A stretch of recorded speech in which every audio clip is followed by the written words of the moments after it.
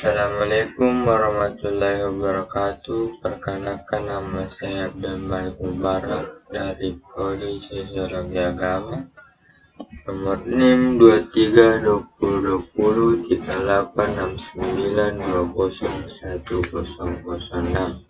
Saya akan memaparkan materi yaitu mobilitas sosial. Pengertian: gerak sosial atau social mobility adalah suatu gerak dalam struktur sosial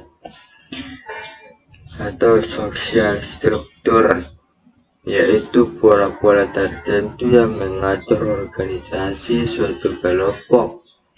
Struktur sosial mencakup sifat-sifat hubungan antara individu dalam kelompok dan hubungan antara individu dengan kelompoknya.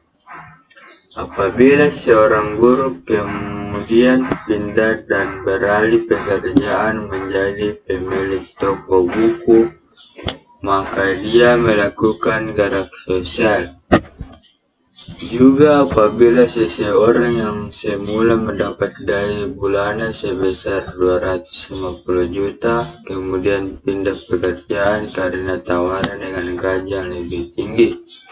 Proses tadi tidak saja terbatas pada individu-individu saja, akan tetapi mungkin juga pada kelompok-kelompok sosial, misalnya suatu golongan.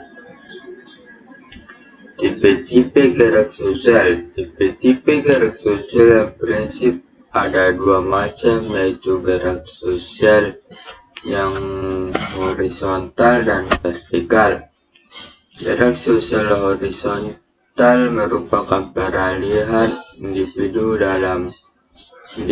atau objek-objek sosial lainnya dari suatu kelompok sosial ke kelompok sosial lainnya yang sederajat.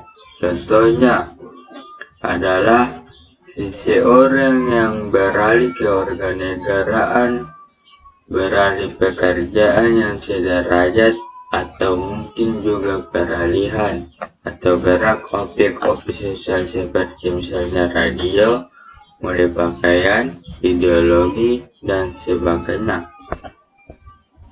Gerak sosial vertikal dimaksudkan sebagai perpindahan individu atau objek sosial dari suatu kedudukan sosial ke kedudukan lainnya yang tidak sederajat sesuai dengan arahnya.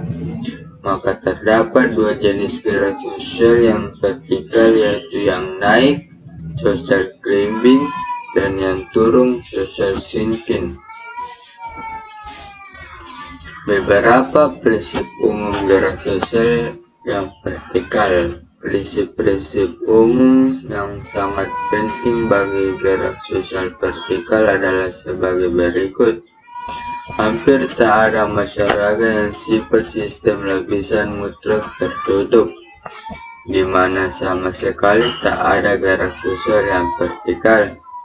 Betapapun terbukanya sistem lapisan dalam suatu masyarakat, tak mungkin gerak sosial yang vertikal dilakukan dengan sebebas-bebasnya. Sedikit banyak akan ada hambatan-hambatan. Gerak sosial vertikal yang umum berlaku bagi semua masyarakat tak ada. Setiap masyarakat mempunyai ciri-ciri sendiri bagi gerak sosial yang vertikal. Laju gerak sosial vertikal yang disebabkan oleh faktor-faktor ekonomi, politik, serta pekerjaan adalah berbeda. Berdasarkan bahan-bahan sejarah khusus dalam gerak sosial vertikal yang disebabkan oleh faktor-faktor ekonomi, politik, dan pekerja, tak ada kecenderungan saluran gerak sosial vertikal. Menurut Peter A. Sorokin, gerak sosial vertikal mempunyai saluran-saluran dalam masyarakat. Proses gerak sosial vertikal melalui saluran tadi disebut social circulation. Saluran yang terpenting adalah A. Angkatan bersenjata, B. Lembaga keagamaan, C. Sekolah, D. Organisasi politik, Ekonomi dan keahlian. Saja saya memaparkan, mohon maaf bila ada kesalahan. Wabillahi taufiq wal hidayah. Wassalamualaikum warahmatullahi wabarakatuh.